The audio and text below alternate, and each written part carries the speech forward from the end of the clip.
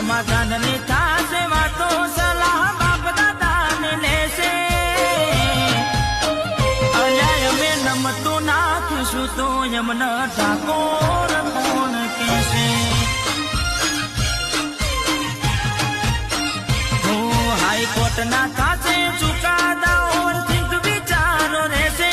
કોણી માપ્યાનું ફળ મળશે વ્યવહાર હાચવી ઠાકોર લેશે ઠાકોરોએ નમતું જોયાલું તો યમના ઠાકોર કોણ કહેશે